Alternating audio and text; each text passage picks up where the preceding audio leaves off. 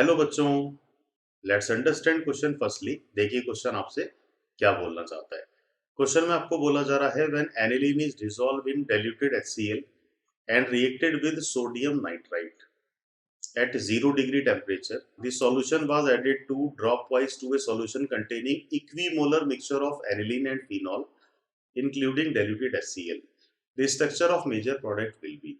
अब देखिए कि रिएक्शन को अगर हम इनिशियल कंडीशन से स्टार्ट करें तो एनिलीन को आपने लिया हुआ है NaNO2 और HCl के साथ, sodium nitride along with HCl, और टेम्परेचर हम कितना लेके चल रहे हैं 0 डिग्री। तो ये फॉर्मेशन होता है बेंजीन डाइअज़ोनियम सॉल्ट का। दैट मीन्स की रिएक्शन का जो फर्स्ट पॉसिबल रिजल्ट है it will be benzene diazonium salt. और अब यहाँ पे रिएक्शन इसका हम करा रहे हैं एक सॉल्यूशन से जहाँ पे आपके पास इक्विमोलर मिक्सचर है जिसमें से एक तो है फिनॉल और एक यहाँ पे किस तरह का कंपाउंड आपने लिया हुआ है एनिलीन। तो हम ये कह सकते हैं कि ये एक सिंपल इलेक्ट्रोफिलिक सब्स्टिट्यूशन रिएक्शन है, इसको हम कपलिंग रिएक्शन भी बोलते हैं।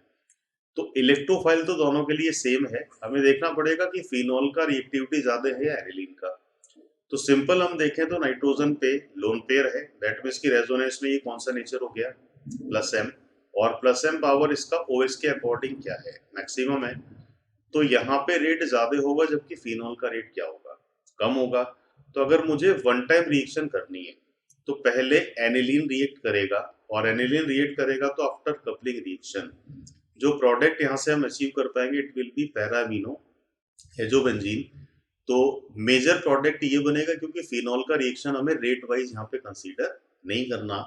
और इन चारों में से जो आपको ऑप्शन मिलेगा ये करेक्ट ऑप्शन आपको मेजर प्रोडक्ट का किस जगह दिया हुआ है ऑप्शन नंबर 1 में। तो I hope you understood this question. All the best.